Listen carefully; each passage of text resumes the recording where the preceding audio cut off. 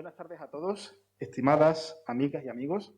Como saben, coincidiendo con el 8º centenario del nacimiento de Alfonso X, la Fundación Tres Culturas del Mediterráneo quiere rendirle homenaje al Rey Sabio mediante la participación en el programa de actividades diseñado por diferentes instituciones públicas y privadas en torno al monarca con motivo de esta efeméride.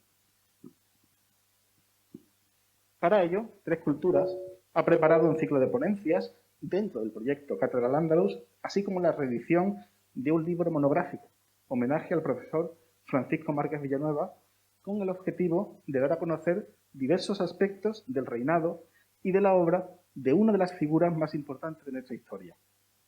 La segunda sesión del ciclo de ponencias, con el título de Musulmanes y Judíos en la obra cultural y política de Alfonso X, que celebramos hoy, será impartida por Francisco García Fitz, catedrático de Historia Medieval de la Universidad de Extremadura, al que aprovecho la ocasión para dar la bienvenida a esta, que es su casa.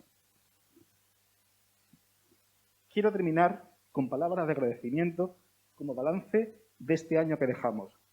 Gratitud justificada, pues las actividades de la Fundación, entre las que se incluye el programa de actividades de la Cátedra Al-Ándalus, han sido el resultado de un trabajo colectivo destinado a un público, a vosotras y vosotros, a los que nos debemos, ya que muchas veces habéis sido las personas que con vuestra presencia hacéis de esta fundación una institución global y de prestigio de la que sentirse orgulloso como ciudadano.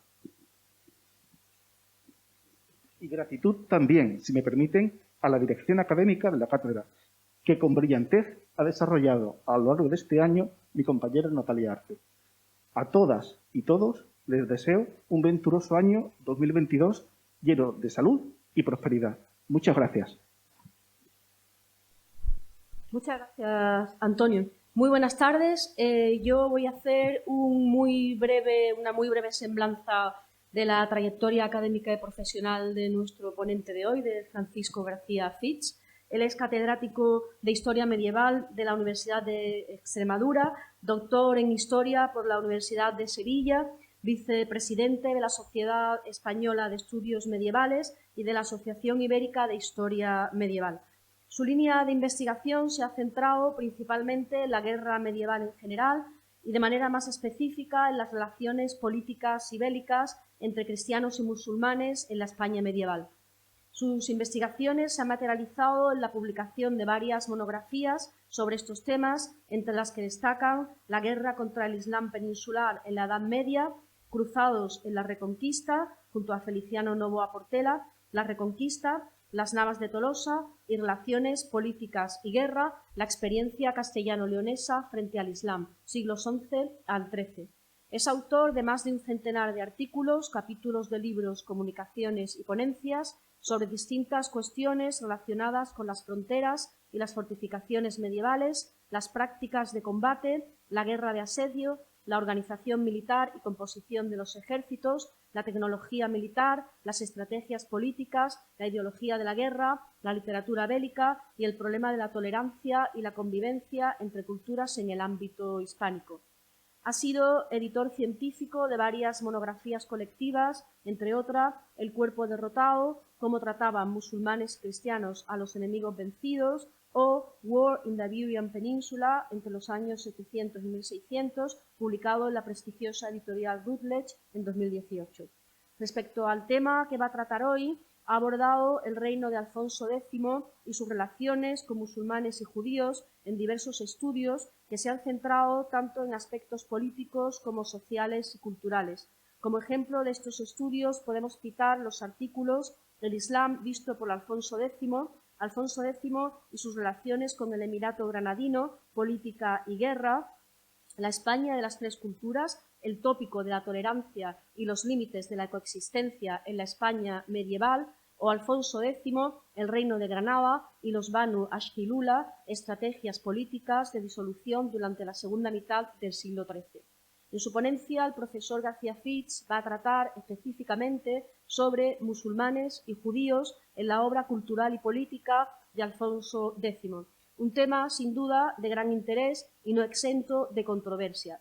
El debate enfrenta a aquellos para los que Alfonso X representa el paradigma de la tolerancia y la convivencia de las minorías religiosas en las sociedades cristianas, una imagen en cierto modo bastante arraigada en el imaginario popular, los medios de comunicación, etcétera, y los que realizan una revisión de esta premisa al considerarla, en palabras del profesor, excesivamente optimista y no siempre avalada por la realidad histórica.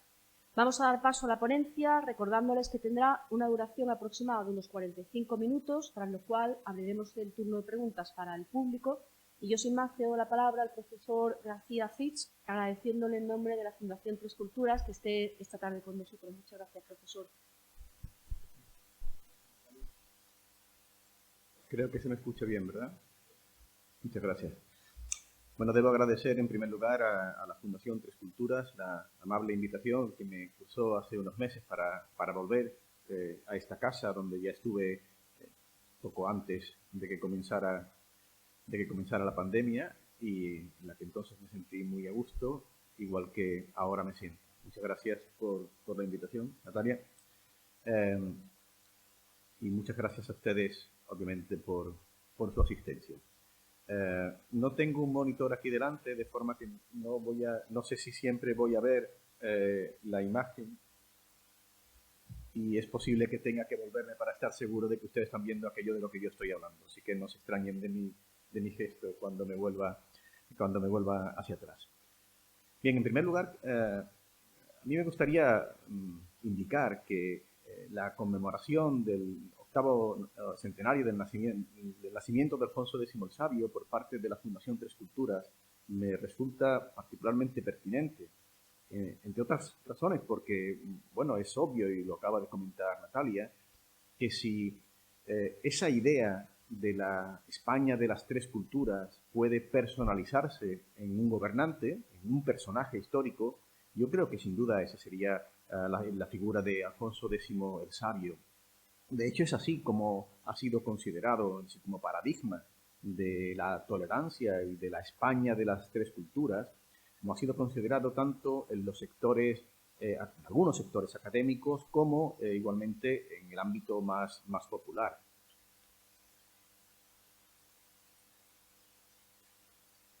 Vean, por ejemplo, un pequeño fragmento, un texto de un académico de reconocido prestigio, como es el profesor Martínez, quien afirmaba en una obra dedicada a la convivencia en la España del siglo XIII, publicado en el año 2006, indicaba de forma tan clara, tan rotunda, que Alfonso X el Sabio, decía él, no fue ni un antisemita ni un maurófobo. Su reinado representa afirmarse el periodo crucial y al mismo tiempo el modelo para el futuro de la tolerancia y la convivencia de las minorías religiosas. Esta idea, la idea de que la política de Alfonso X el Sabio, lo que representa la España de las tres culturas, podía ser un ejemplo a seguir por aquellas sociedades que se enfrentan actualmente a problemas de tolerancia, a problemas de intransigencia, es una constante en algunos medios políticos y en algunos medios de comunicación. Lo cierto es que decía Martínez, y les voy a ir abreviando, que nunca antes se había conocido tanta armonía, nunca antes como en el reinado de Alfonso X el Sabio, tanta armonía entre las tres etnias. La convivencia, concluía Martínez, tuvo su edad de oro durante su reinado.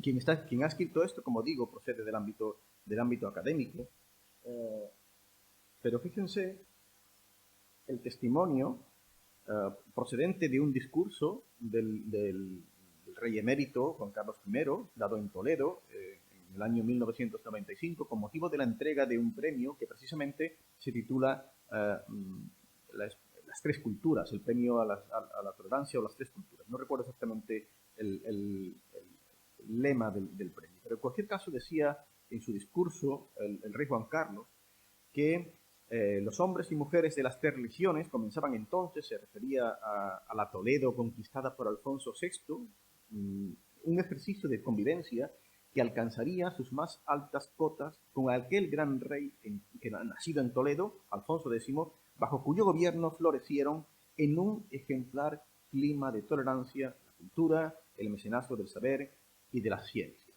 Bueno, como ven ustedes, es una idea muy extendida. Y es obvio, es verdad, es absolutamente cierto, que en la labor política del rey sabio, de Alfonso X, encontramos una vertiente en la que sin duda se destaca, es muy destacable, la relación de admiración que parece sentir hacia la cultura árabe. Al menos hacia la cultura árabe, pero veremos también que esa misma relación, una relación de naturaleza parecida, la siente hacia el ámbito hebraico, hacia el ámbito judío. Por lo que respecta a su política cultural y en relación con la cultura escrita en árabe, sin duda el factor o el elemento más llamativo, la actividad más llamativa del reinado de Alfonso X es la promoción que realizó de la traducción de obras escritas en árabe, traducción al latín o al castellano. Y en ese sentido, Alfonso X no hacía sino recoger una tradición que ya venía de lejos y que estaba muy bien asentada en algunos lugares de la península ibérica, especialmente en Toledo, en lo que ha venido a denominarse como la Escuela de Traductores de Toledo, solo que él le dio un impulso verdaderamente notable. Y gracias a esa labor, de ese interés de Alfonso X por la producción intelectual procedente del mundo árabe, escrita en árabe, gracias a esa labor, se vertieron al castellano o al latín una enorme cantidad de obras que son fundamentales para entender nuestra propia cultura, la cultura occidental. En cierta medida, lo que hizo Alfonso X, siguiendo, insisto, esa estela de práctica de traducciones desde el árabe, fue ni más ni menos que canalizar hacia Occidente, hacia la cultura occidental, un conjunto de conocimientos que había sido atesorado en lengua árabe y que procedía ese conjunto de conocimientos tanto del ámbito helenístico como del mundo indio, chino y, por supuesto, de la propia producción hecha en territorio islámico a partir del siglo VIII. Y todo ese centón de conocimientos, de técnicas, de prácticas, de pensamiento, se filtró, se canalizó hacia Occidente, llegó a las escuelas y ya en el siglo XIII a las universidades europeas gracias a las traducciones. Lo que la cultura occidental le debe a estos transmisores de cultura, como el propio Alfonso X, y a la cultura árabe, que es la que se traduce, que es la que está aportando, es incalculable, es invalorable. Piensen, por ejemplo, que Alfonso X en este sentido le interesó prácticamente todos los campos por donde se había desarrollado la cultura árabe, la cultura también islámica, le interesó a Alfonso X y ordenó, como digo, la traducción de una enorme cantidad de obras, algunas, por ejemplo, obras de tipo didáctico. Tienen ustedes proyectados los títulos de algunos de esas obras: Bocados de Oro, Polidad de Polidades, El Libro de los Engaños, El Sendebar, Barlán y Josafat. No sé si a ustedes les suena alguna de estas obras, pero sí estoy seguro de que por la edad que ustedes tienen, en la escuela o en el instituto habrán estudiado o conocerán, tendrán referencias de la obra del Conde Lucanor de Don Juan Manuel. Ese libro de cuentos en las que, a través de un diálogo entre dos personajes, el Conde Lucanor y su ayo, se hace una pregunta, se plantea un problema, el ayo cuenta una historia y finalmente se obtiene una moraleja. Ese tipo de literatura, que estuvo muy extendida en el mundo occidental, procede a su vez de la literatura oriental. Una literatura oriental que estaba en árabe y que en la corte de Alfonso X fue traducida al castellano. De hecho, la obra de Don Juan Manuel, el Conde Lucanor, bebe de esta tradición literaria, de los títulos que les he expuesto en la diapositiva interior, pero también en el Kalila Edimna, seguramente una de las obras más importantes de este centón, de esta corriente de conocimiento. Pero desde luego no fue el único, no solo fue la obra didáctica lo único que le interesó a Alfonso X. Alfonso X tuvo una querencia muy especial un interés muy particular por libros de carácter científico, por ejemplo, por libros de temática astronómica. En la época de Alfonso X, en el siglo XIII, quizás no estaba demasiado clara la diferencia que sí podemos tener nosotros entre astronomía, es decir, el estudio del firmamento, el estudio de las estrellas, de los planetas, y astrología, es decir, la influencia que supuestamente tienen los planetas sobre la vida del hombre. En cualquier caso, a Alfonso X le interesaron esas dos ramas del conocimiento astral. Por lo que respecta a a sus libros de astronomía, hizo traducir una gran cantidad de textos, algunos recopilados en el denominado Libro del Saber de Astronomía, que, insisto, recoge varios pequeños opúsculos, todos ellos traducidos del árabe, como el libro de la Ochava Esfera, o toda esa relación de libros que tienen ustedes aquí, que son títulos y libros muy útiles, porque son libros donde se dan instrucciones para crear, para fabricar instrumentos de medición del movimiento de los planetas y para calcular la latitud y, por tanto, la posición del hombre en cada momento en relación con los planetas. El libro de la Alcora, el libro del astrolabio redondo, el libro de las láminas, de las Fea, de las armellas, del cuadrante. Insisto que son libros muy prácticos, tan prácticos como que, de hecho, sirvieron para que en la corte de Alfonso X, en el entorno de Alfonso X, se fabricaran instrumentos, como algunos de los que ven aquí, que fueron muy útiles, especialmente para la navegación, para el desarrollo de la navegación, como fueron los astrolabios, los cuadrantes o las azafeas. Seguramente una de las aportaciones más importantes por lo que respecta al avance del conocimiento científico realizado en la corte de Alfonso X a partir de los conocimientos previos acumulados por los árabes, que a su vez eran deudores, a su vez habían desarrollado la astronomía, pero eran deudores de otras tradiciones científicas. Quizás, una de las obras más importantes, una de las aportaciones más importantes, la tienen ustedes reflejada aquí. Son las llamadas tablas alfonsíes. Las tablas alfonsíes son la expresión matemática de la posición de los planetas en un momento determinado. En concreto, en Toledo, el 1 de enero de 1252. La importancia que tienen esas tablas radica en que fueron la base para el desarrollo de los estudios astronómicos de los siglos siguientes, hasta el punto de que los grandes científicos del siglo XVI, quienes protagonizan la revolución científica del siglo XVI, Copérnico, por ejemplo, Galileo, todavía dependían básicamente de los cálculos astronómicos realizados en la corte de Alfonso X el Sabio. Pero como les decía antes, además de interesarle la astronomía, a Alfonso X le interesaba la astrología, es decir,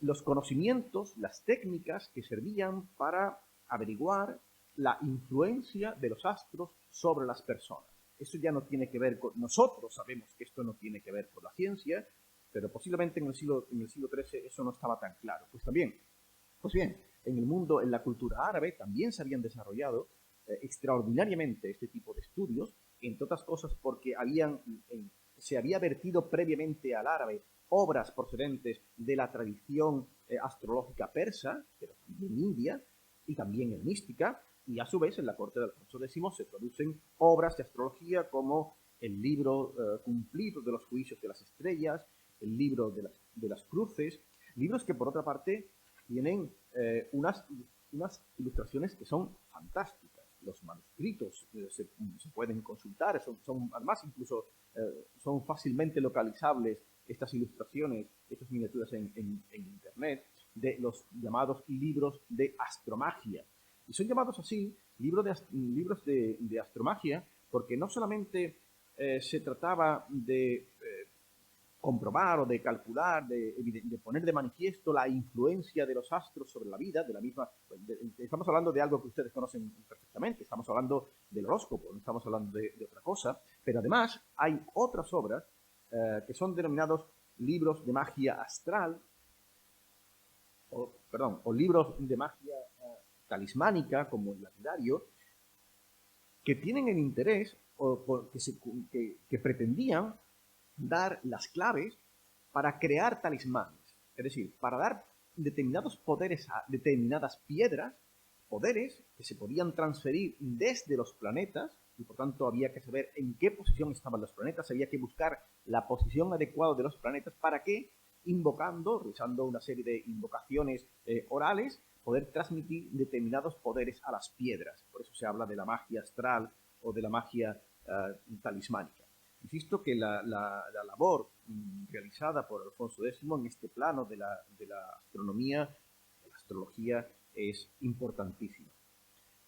Alfonso X está bebiendo de la cultura árabe, pero no solo en este terreno, no solo los dos terrenos que hemos comentado, también en otros mucho más prácticos. Por ejemplo, en el plano de la agricultura, ordenó la traducción de algunas obras importantísimas, como el Tratado de Agricultura de Inguafid. A Inguafid, por ejemplo, se le atribuye el haber introducido en Toledo el cultivo de la naranja.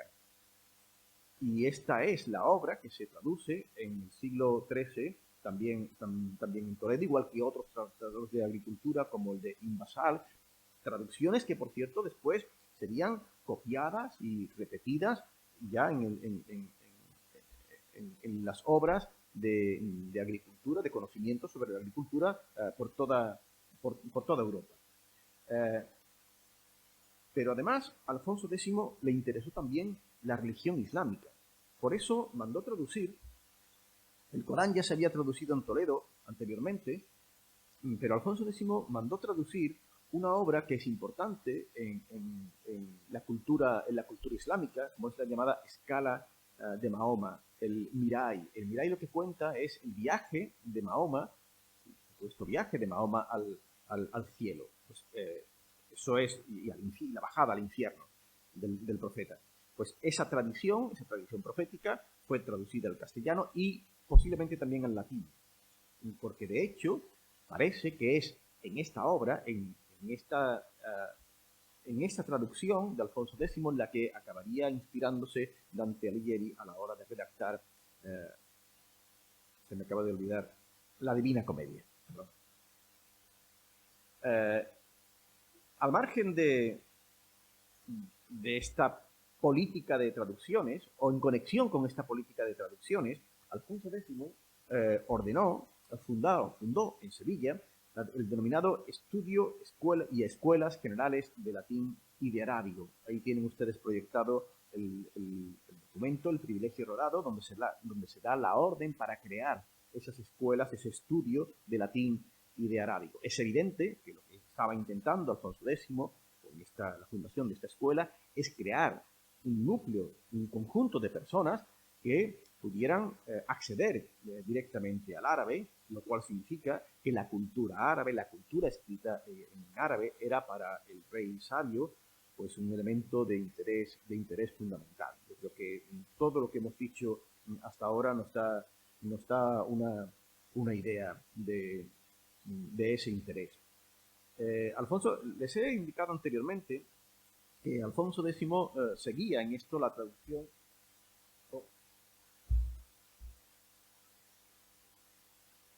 Bueno, parece que he configurado un poco la diapositiva, pero creo que pueden ustedes leer. A lo que me refiero es que, a lo que me quería referir es que para esta labor de traducciones contó con autores, algunos autores occidentales, cristianos quiero decir, que conocían el árabe, con algún árabe, fundamentalmente algún árabe converso al cristianismo, un musulmán converso al cristianismo, pero sobre todo contó con un grupo de traductores judíos.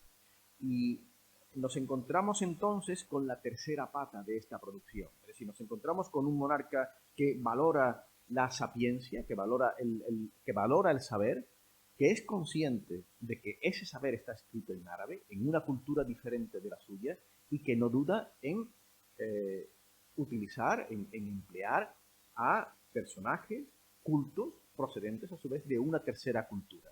Bueno, posiblemente nos encontremos aquí con ese paradigma que les decía anteriormente de la España de las tres culturas, esa confluencia de tres culturas. En este caso, la cultura hebraica, los judíos actuando como intermediadores culturales entre el mundo árabe y el latín, o el árabe y el castellano.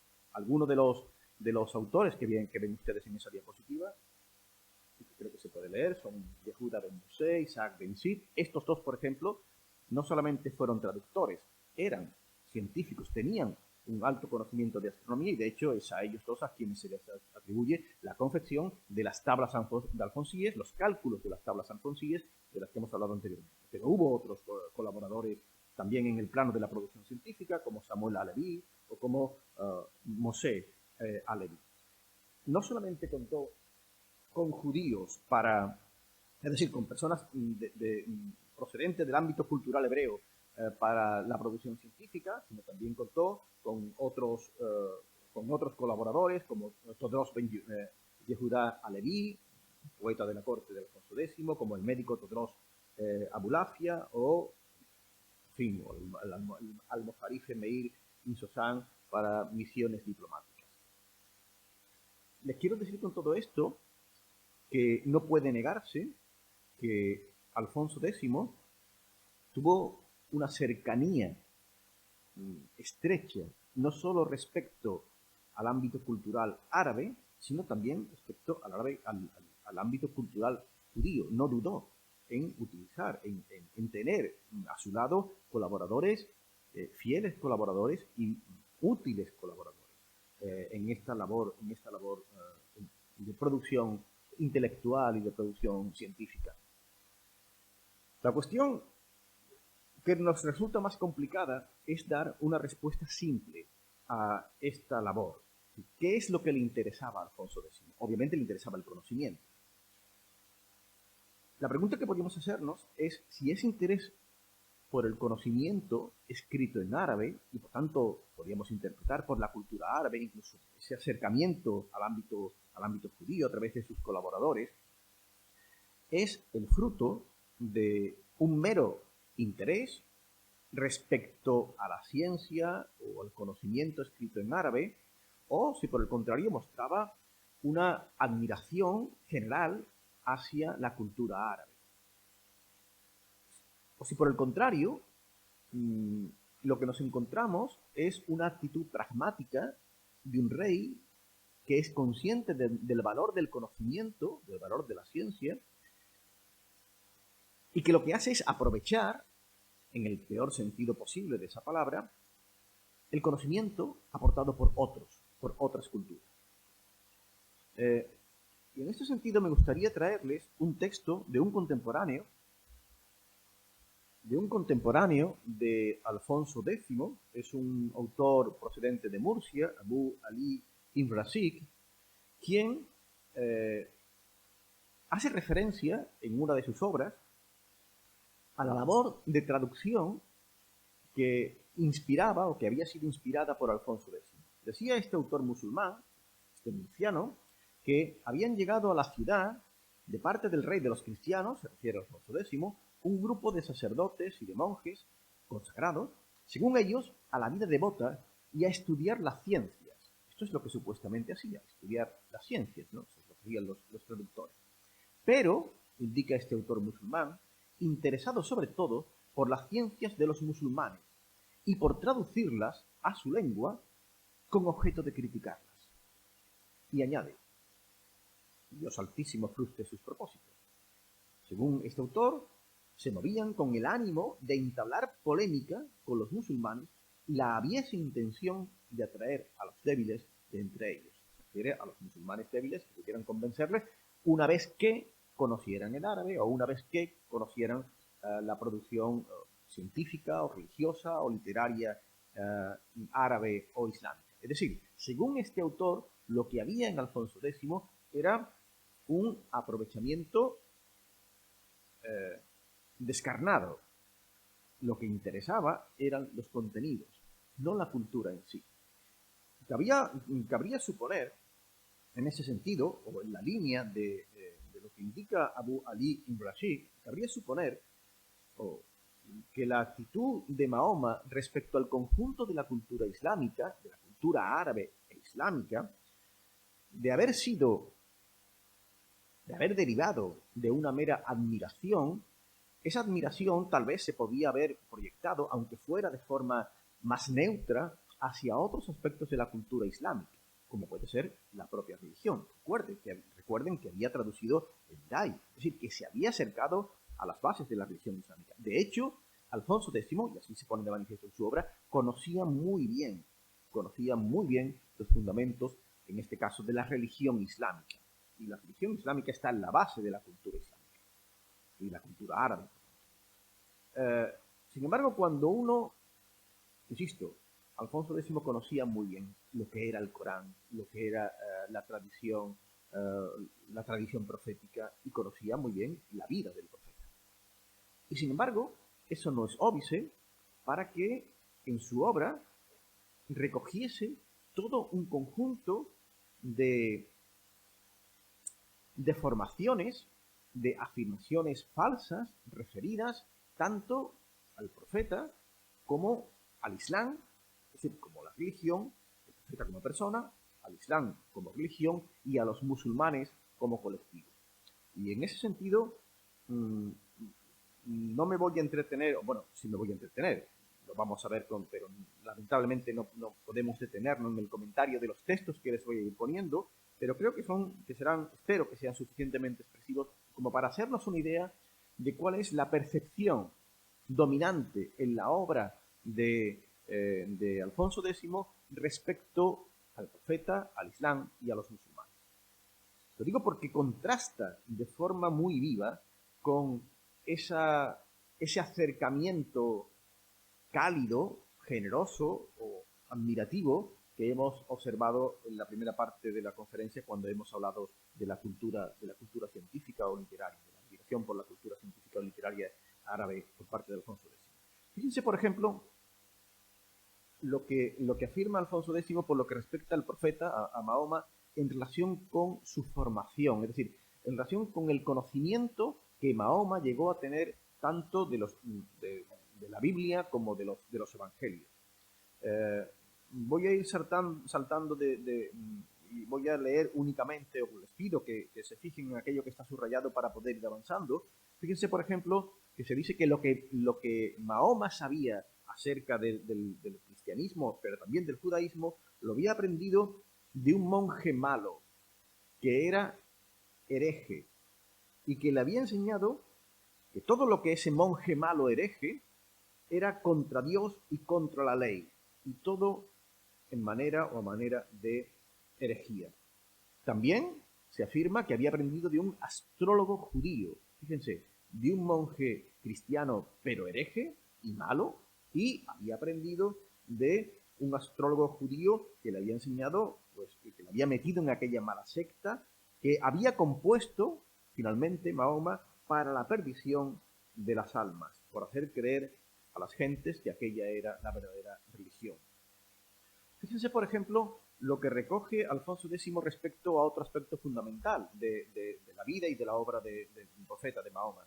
Se dice que la revelación afirma que la revelación que recibe Mahoma del arcángel Gabriel, que se atribuye a Mahoma a través del arcángel Gabriel, no era tal revelación. Lo que se indica es que, o lo que recoge Alfonso X, es una tradición mucho más antigua que achacaba al profeta de ser un falso, por cuanto que en realidad lo que le ocurría es que padecía epilepsia. Y él decía que no era enfermedad, sino que cuando le daba un ataque de epilepsia, lo que se justificaba diciendo que no era enfermedad, sino que era el arcángel Gabriel quien llegaba a él y le hablaba.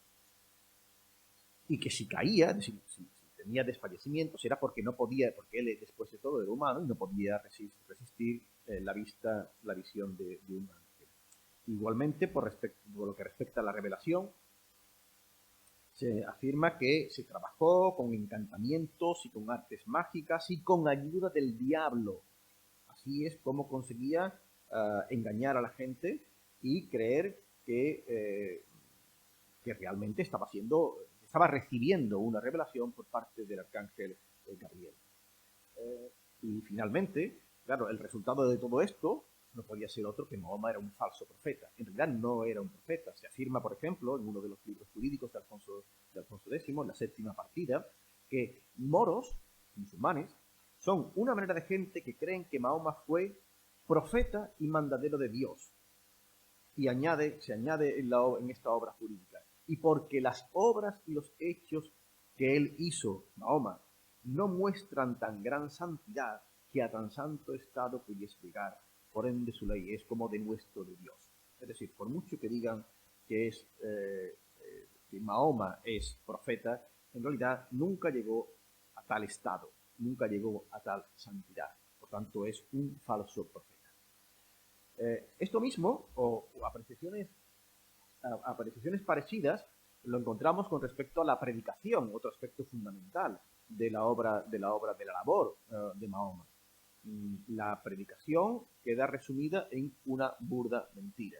Todo lo que decía era mentira. Fíjense simplemente los calificativos con los que se van adornando la predicación de Mahoma. Palabras dulces, pero engañosas y falsas. Predicaba y decía mintiendo. Tanta enemiga, tanta falsedad escribió en aquellas horas, en las horas del Corán. Qué vergüenza da a hombre decirlo, ni oírlo, y mucho más seguirlo. Pero lamentablemente, decía Alfonso X, esos pueblos malaventurados acabaron cayendo beldos de la punzón del diablo, es decir, adormilados por el pecado de la lujuria y afectados por el veneno del diablo. Bueno, como ven ustedes, no se trata de una visión particularmente positiva del profeta, visión que por otra parte culmina recogiendo de nuevo, en este caso en la obra de Alfonso X, se recoge de nuevo otra tradición polemista, antiislámica, que procedía de Oriente, del mundo bizantino, y es aquella que le atribuía a Mahoma la idea de que al tercer día después de su muerte resucitaría en un claro paralelismo con Cristo, pero que al cabo de 3 días no resucitó, sino que cuando sus discípulos fueron a ver cómo estaba su cadáver, el cadáver olía, y de hecho el cadáver fue, según esta tradición, comido por perros. Bueno, como ven, no es una visión particularmente positiva del profeta, a pesar, insisto, de que Alfonso X conocía bien la vida del profeta. Por otra parte, esta visión negativa se traslada también al conjunto de los musulmanes. Fíjense, este texto no deja de ser interesante, también procede de la séptima partida, por cuanto que a los musulmanes también se reciben en las crónicas, en las obras latinas y castellanas, reciben el nombre de sarracenos. Ese nombre procede de Sara. Saben ustedes que las 3 religiones monoteístas proceden de Abraham, y que Sara es la mujer legítima de Abraham, con la que no podía tener un hijo. Pero recuerden también que Abraham tenía una esclava, que era Agar. Pues bien, según algunas etimologías, sarraceno procedía de Sara. De ser eso así, eso significaba que los musulmanes eran procedentes de Sara, que era la mujer legítima. Y lo que dice en este texto Alfonso X es que no es así, que no proceden de la mujer legítima, que procede de la esclava, de Agar. Por eso a los musulmanes también se le llaman, en las fuentes latinas, agarenos. Pero Alfonso X sabía muy bien la diferencia entre Sara y Agar, y resultaba difícil aceptar que los musulmanes fueran descendientes de la mujer legítima. Los musulmanes eran descendientes de la esclava, con todo lo que eso obviamente significaba. Bien, pues le decía que esta imagen tan negativa se traslada también al conjunto de los musulmanes. Uno de los aspectos que más se subraya de los musulmanes en la obra alfonsí, en la obra de Alfonso X, es su violencia. Piensen, por ejemplo, cómo se describen la llegada de los musulmanes a la península ibérica, donde se subraya todo tipo de violencias contra niños, contra mujeres, contra ancianos, y lo que se resalta es la crueldad. Podríamos pensar, tal vez, que la obra histórica de Alfonso X, el texto que han visto antes muy rápidamente, donde se subraya la crueldad de la conquista, que ese, después de todo, no hacía sino recoger tradiciones historiográficas anteriores, es decir, textos anteriores que los compiladores de la obra histórica de Alfonso X toman, y por tanto podríamos no atribuir directamente a Alfonso X esa imagen tan violenta de los musulmanes. Sin embargo, otra obra de Alfonso X, que esta es mucho más personal, como son las cantigas de Santa María, estas canciones dedicadas a Santa María, en las que aparecen en muchas ocasiones los musulmanes, lo que básicamente se destaca cuando se habla de los musulmanes es las tierras devastadas y robadas, la destrucción de ciudades y villas, la destrucción de iglesias o las imágenes sagradas profanadas. Insisto, es una constante. Y además, fíjense que las cantigas están iluminadas, están ilustradas con unas miniaturas fantásticas. Pues bien, también desde la perspectiva iconográfica, lo que se subraya de los musulmanes es la guerra. De hecho, la mayor parte, pero la inmensa mayoría, en torno al 85 al 90% de las cantigas de Alfonso X en las que aparecen musulmanes, aparecen en contextos de guerra, es decir, en contextos de violencia. ¿Tienen ustedes alguna de esas imágenes? De guerras, tanto en tierra como en mar. Y otra cuestión que también me gustaría destacar de las cantigas de Alfonso X, otro aspecto, porque no solamente se destaca en relación con los musulmanes el aspecto de la violencia y de la guerra, también se destaca el problema del cautiverio, de los cautivos, de la vida de los cautivos y del sufrimiento de los cautivos cristianos que están apresados en mazmorras, que están apresados por los musulmanes, donde en las cantigas se recrea en narrar las condiciones físicas, el encadenamiento de los cautivos, el hambre que pasan, las amenazas que sufren constantemente, las torturas a las que son sometidos.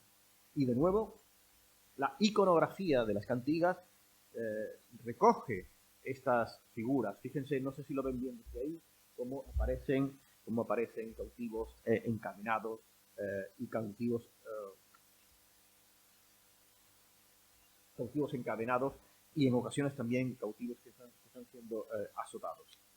Por lo que respecta a esta obra más personal de Alfonso X, las cantigas, insisto que tal vez podemos pensar que la obra historiográfica está bebiendo de otras fuentes y que no es él el que está hablando directamente, pero insisto que las cantigas es mucho más personal y de nuevo nos encontramos con una caracterización de Mahoma muy negativa, que se le denomina en alguna de ellas como el falso conocido, falso, loco, villano, o la caracterización moral de los musulmanes como crueles, falsos, traidores, malvados, o la caracterización física como gente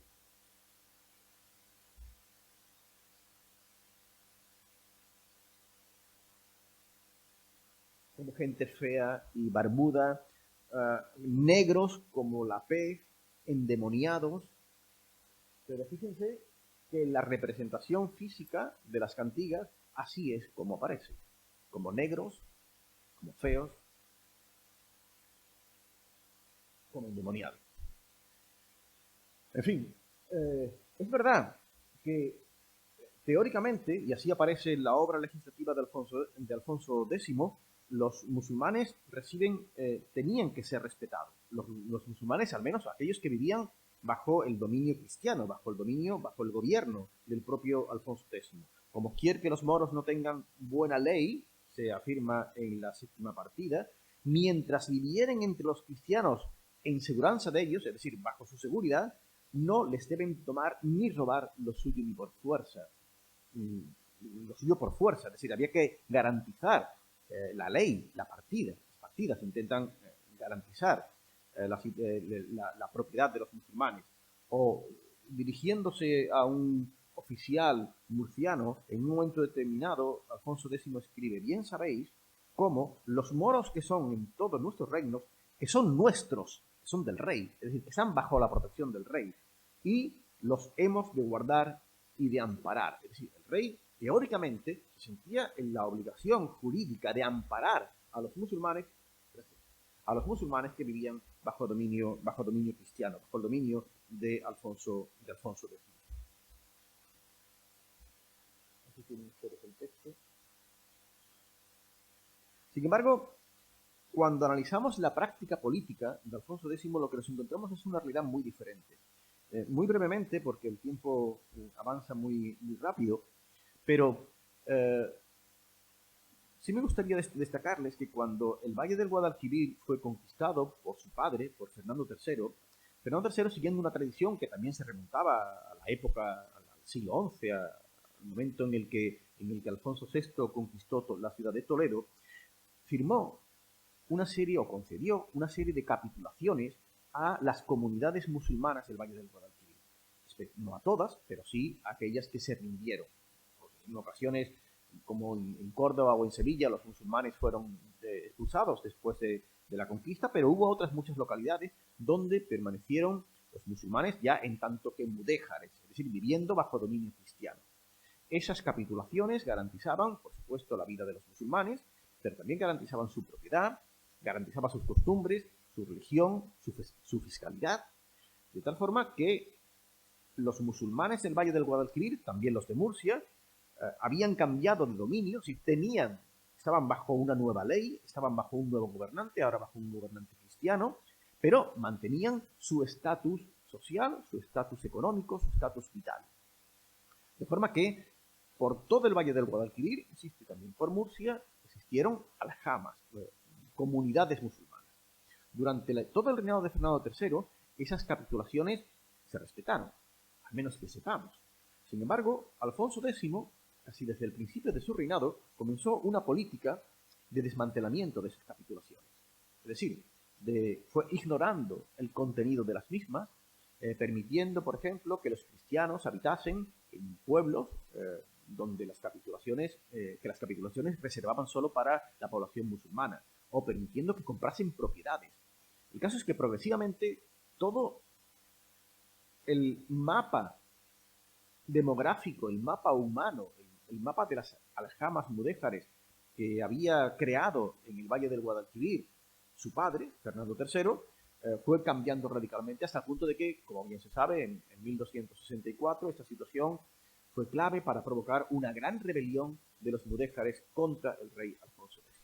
Es decir, su práctica política respecto a las comunidades de musulmanes que vivían bajo su reinado no fue precisamente o no brilló, o no estuvo distinguida precisamente por el signo de la tolerancia o de la convivencia. Desde luego no en el sentido en el que lo había hecho su padre.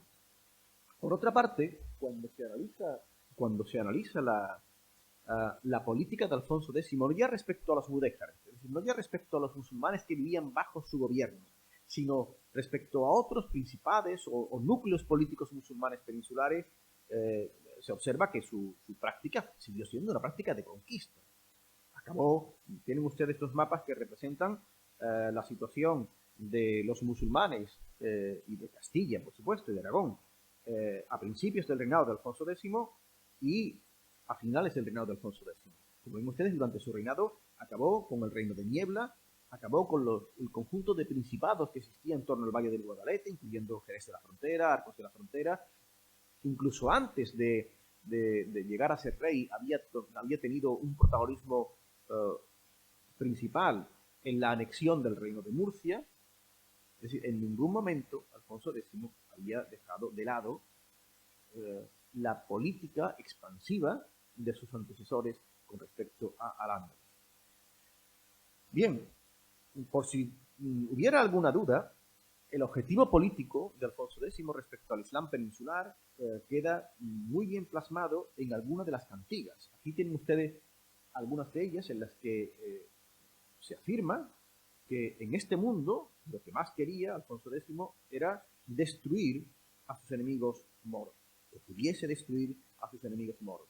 O se afirma que le pide a la Virgen, en un momento determinado, en una de las cantigas, que le dé fuerza para expulsar, para que salgan los moros de España. O le pide igualmente le pide como merced a la Virgen que interceda ante Dios para que la secta de Mahoma pueda ser expulsada de España. Parece que su objetivo respecto al Islam estaba claro.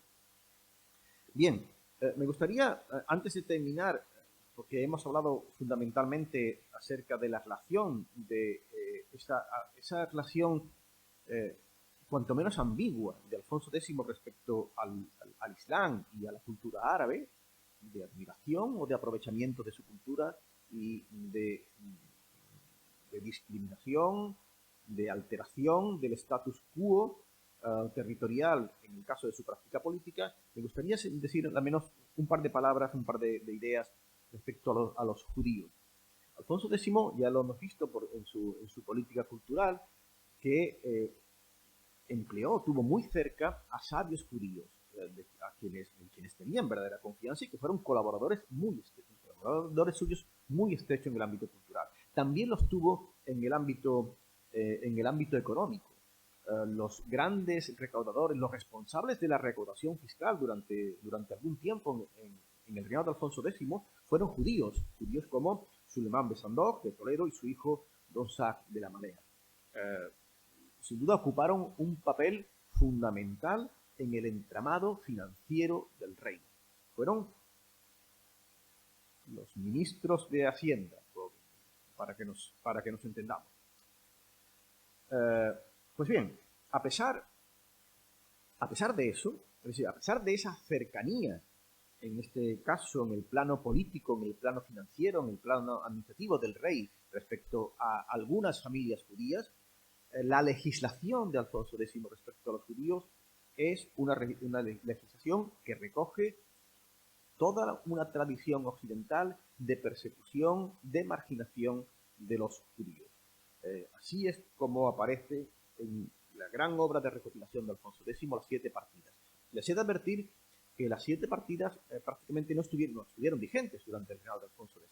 Pero es entonces cuando se redactan estos códigos y, por tanto, hemos de entender que, aunque no se llegara a poner en la práctica, esta obra, esta compilación, estos códigos, están inspirados por el rey. Tal vez no se llevara a la práctica, pero sí podemos entender qué es lo que se pensaba en la corte de Alfonso X respecto a muchos temas, en este caso respecto a los judíos. Pues bien, la imagen de los judíos que ofrecen las partidas no puede ser también más negativa.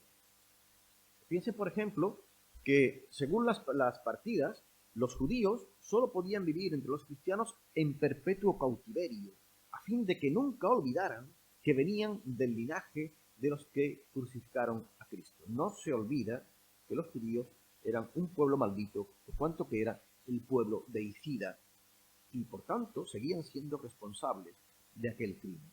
En función de eso, se entiende que a los judíos en las partidas se les obligara a portar determinadas prendas o determinados signos que les distinguieran del resto de la población, o que se les prohibiese vivir en la misma casa, o que mantuvieran cualquier tipo de convivencia íntima, por ejemplo en celebraciones, en fiestas, en baños, con los cristianos, o que se les prohibiera mantener a los judíos relaciones sexuales con cristianas, pero además estableciéndose unas penas durísimas. Si la mujer cristiana era virgen, se le condenaba con la pérdida de la mitad de sus bienes a la mujer.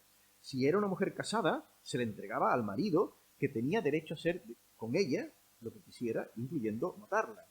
O, en caso de que fuera una puta pública, era sometida a azotes la primera vez y ejecutada la segunda vez que fuera encontrada manteniendo relaciones sexuales con un judío.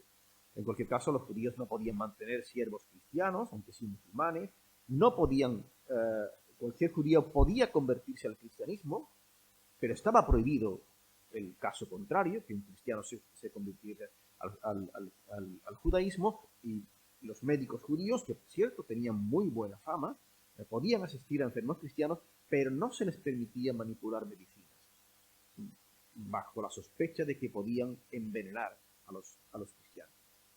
En fin, para terminar con este panorama respecto a la percepción que tiene Alfonso X respecto a los judíos, baste indicar que en las partidas se recoge una calumnia que venía circulando por toda Europa, según la cual los judíos, los jueves santos, secuestraban a niños cristianos para imitar la crucifixión, para repetir la crucifixión de Cristo.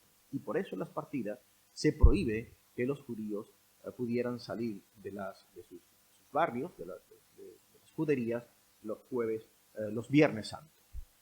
Insisto, las partidas no entraron en vigor en tiempo de Alfonso X, pero sin embargo entiendo que sí recogen esa perspectiva, esa percepción que Alfonso X nos permite sospechar que Alfonso X participa de todos estos prejuicios antijudíos. En cualquier caso, y ya con esto voy a terminar,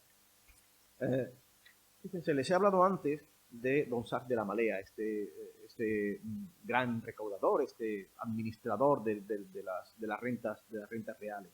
Pues bien, en 1280, Sacre de la Malea cayó en desgracia. No me puedo detener en explicar las razones por las cuales cayó en desgracia. En cualquier caso, le acabó entregando una parte de la recaudación a el infante don Sancho, al hijo de Alfonso X, cosa que Alfonso X lo tomó como una verdadera afrenta, de forma que detuvo a don Sacre de la Malea y fue llevado a la plaza de San Francisco de Sevilla y finalmente arrastrado hasta el Arenal, donde se le dio muerte.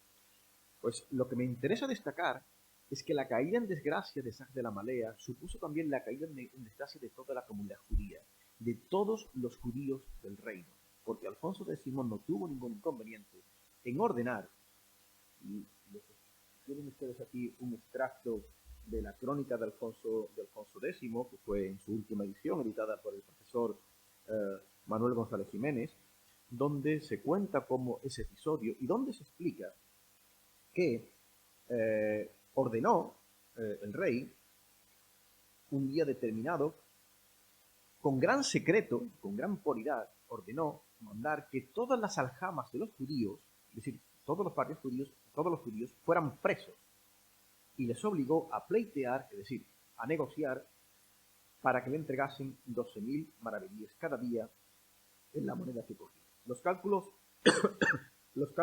sobre lo que significaba esta cantidad han podido demostrar que eso significaba que para poder liberarse, los judíos que fueron encerrados en las juderías hasta que no pagasen, representaba el doble de las rentas que pagaban las comunidades judías en un año.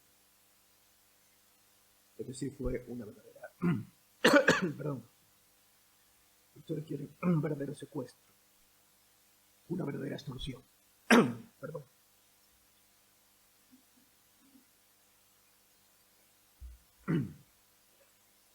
Bien, en cualquier caso ya terminamos. Mi voz también termina justo cuando termina esta conferencia, por cuanto que más que concluir, más que hacer una conclusión acerca de la actitud o del juicio que podríamos realizar, si es que podemos o debemos o tenemos derecho a realizar un juicio respecto a Alfonso X, yo simplemente diría que Alfonso X es un hombre del siglo XIII y que los que nos equivocamos son los que intentamos convertir a Alfonso X en un hombre del siglo XXI y juzgarlo con los ojos del siglo XXI. Pero en cualquier caso, más que una conclusión, les animo a que vuelvan a leer el texto del profesor Martínez que les puse al principio de esta conferencia y que sean ustedes mismos los que evalúen hasta qué punto esa imagen de Alfonso X como paradigma de la convivencia y de la España de las esculturas responde a la realidad histórica o no. A mí me da la sensación de que la realidad histórica, como siempre, es mucho más compleja que las grandes frases contundentes. Muchas gracias y perdón por la voz.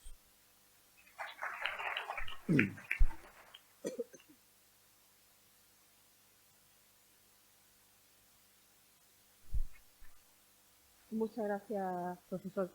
Vamos a abrir el turno de preguntas al público. Mi compañero tiene un micrófono que les puede facilitar para que podamos escucharles todo.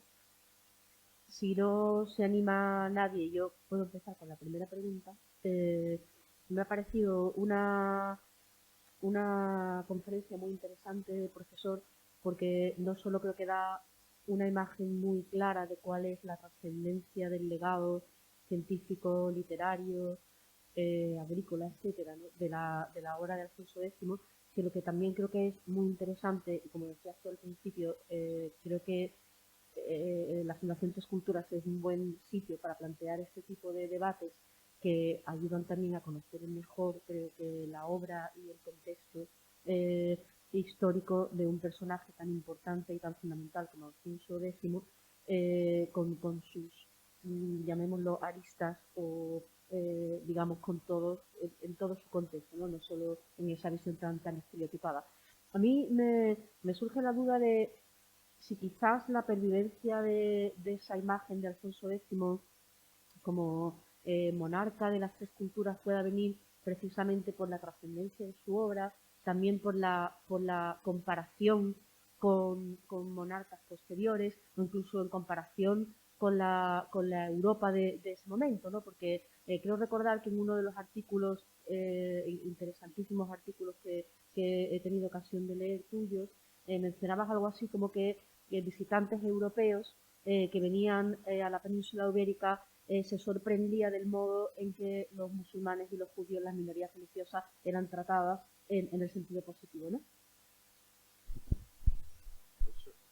Eso es cierto, es decir, cuando, cuando se analiza la política respecto a los judíos, obviamente no respecto a los musulmanes, no es posible, pero sí respecto a los judíos de la monarquía francesa o de la monarquía inglesa, bueno, en este mismo siglo fueron expulsados de Francia y de Inglaterra, en el siglo de Alfonso X, justo en el momento en el que Alfonso X tiene en su corte, pues no solo es palpable el interés por la cultura árabe, sino que tiene colaboradores judíos de primera fila, tanto en el ámbito científico y cultural como en el ámbito financiero, como hemos tenido ocasión de comentar. Y esa sorpresa por parte de viajeros o de cruzados, de personas procedentes del ámbito europeo, esa sorpresa respecto a la presencia y al trato que se le da tanto a judíos como a musulmanes es una constante y va a llegar prácticamente hasta el siglo XV. Piensen ustedes que, por ejemplo, la maurofilia de un rey como Pedro I, que es capaz de construir unos palacios en el Alcázar de Sevilla, siguiendo unas pautas, unos parámetros estéticos que obviamente son islámicos, no hay más que ir al Alcázar, ¿no? Resulta muy evidente. Un rey como Enrique IV tenía a su alrededor una guardia personal que es la Guardia Morisca, y son muchos de ellos exiliados o contratados o a sus guardias o guerreros procedentes de Granada, musulmanes. Algunos monarcas, en el caso de Pedro I, les gustaba vestir como los musulmanes. No ir más lejos, de nuevo Pedro I es acusado de judeofilia por parte de su hermanastro Enrique II.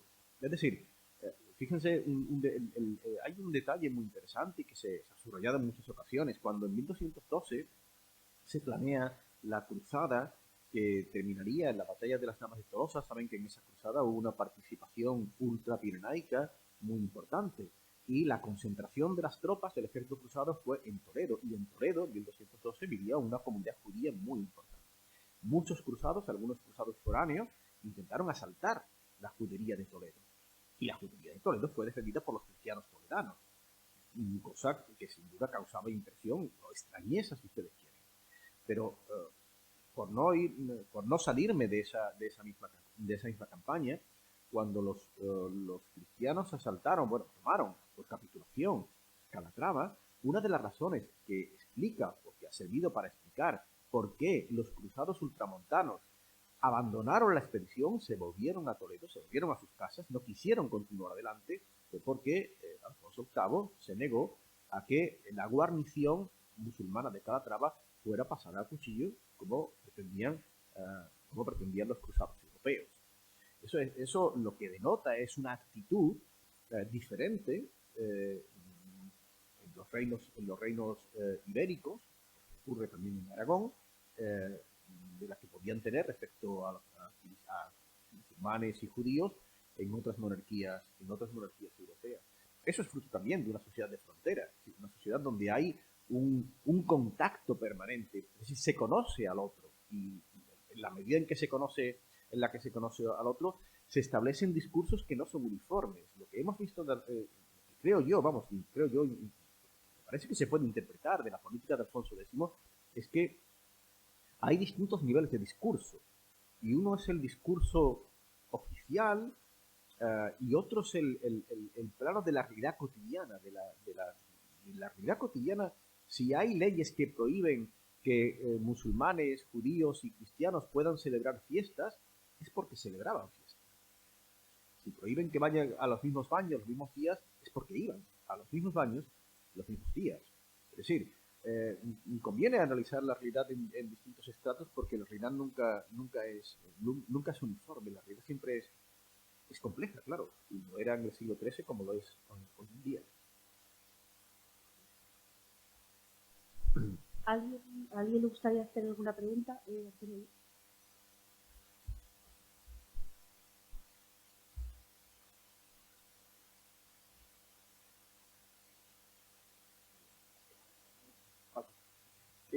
Una de las consultas que quería realizar, ¿qué componente de conocimiento desde un punto de vista militar captó de los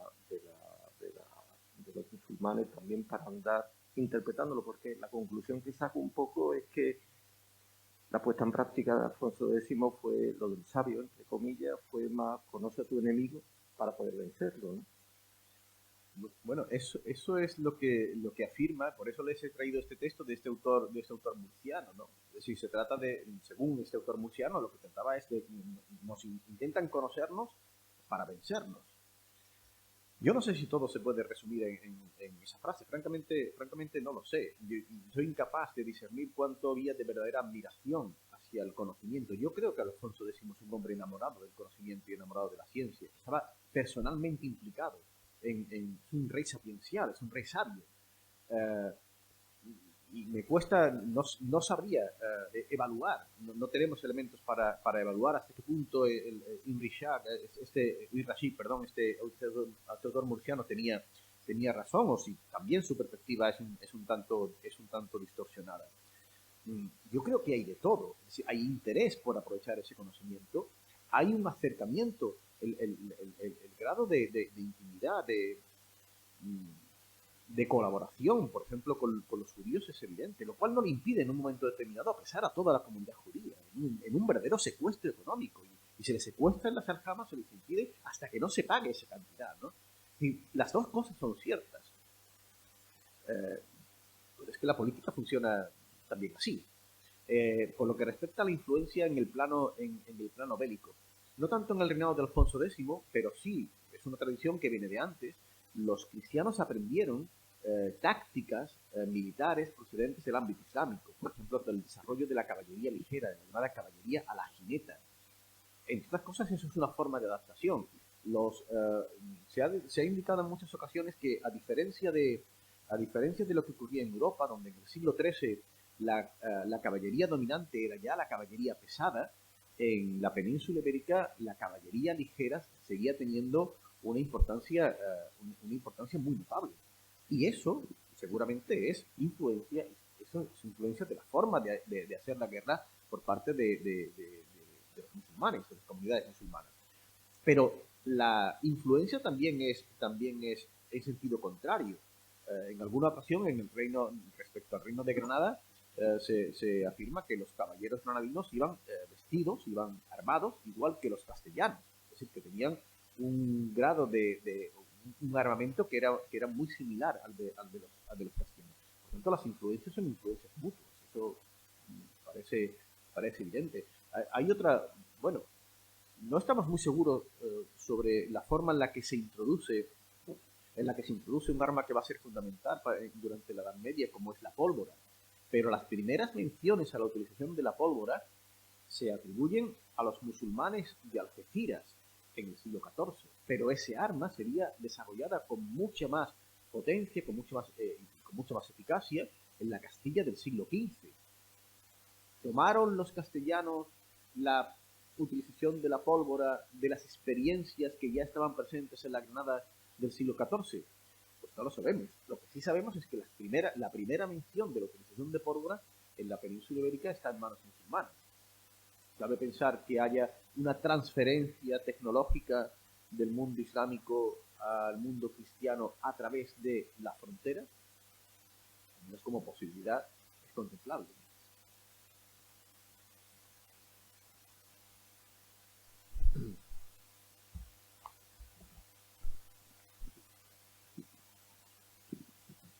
Bueno, yo tengo una pregunta porque se me ha caído un poco un mito, ¿no?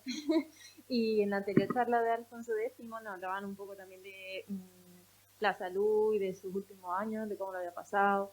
Entonces, me crea curiosidad si este último giro que le dio de arrestar a los judíos y tuvo que ver también a lo mejor con sus últimos años un poco más oscuros o, bueno, en general la dinámica.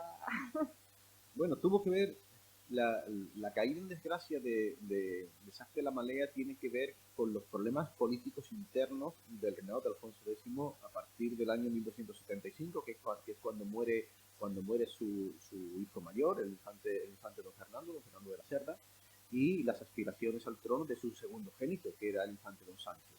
Una opción que no estuvo clara en la mente de Alfonso X durante mucho tiempo, y el propio infante don Sancho, futuro rey Sancho IV, acabó enfrentándose con su padre. En ese enfrentamiento es el que se llevó por delante, como digo, a la figura de Jacques de la Malea.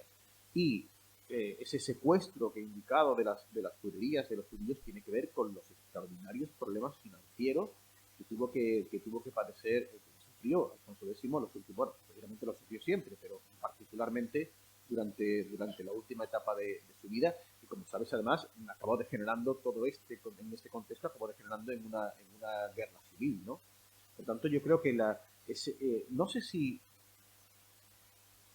no estoy muy seguro si hay un cambio de actitud radical de Alfonso X respecto a la comunidad judía. Desde luego sí lo hay respecto a Jacques de la Malea, y lo que hace en ese contexto es intentar explotar financieramente a la comunidad judía para solventar sus problemas fiscales. Piense que Alfonso X sus adversarios le acusaban de haber derrochado el tesoro del reino en su pretensión de ser elegido emperador. En fin, en un proyecto que fracasó, pero también fracasó en el intento de conquistar Algeciras, que fue precisamente la chispa que hizo estallar la caída en desgracia de Jacques de la Malea. Por tanto, esos años oscuros de Alfonso X, desde luego debieron de ser años desgraciados para él. Hay algunos testimonios que así lo ponen de manifiesto. Debieron de ser años desgraciados para él, pero desde luego también lo fueron para el conjunto del reino. Es decir, el contexto, en definitiva, es lo que quiero decir, fue particularmente complicado. Gracias. Pues creo que tenemos que acabar aquí porque va a empezar el cine dentro de poco. Sí, me gustaría darle las gracias de nuevo por acompañarnos hoy, también por habernos acompañado a lo largo de todo este año. En las próximas semanas vamos a anunciar la programación de las próximas sesiones de la Cátedra Al-Ándalus para el año 2022. Y me gustaría también darle de nuevo las gracias al profesor García Fitz por su conferencia y por estar aquí hoy. Muchas gracias a todos.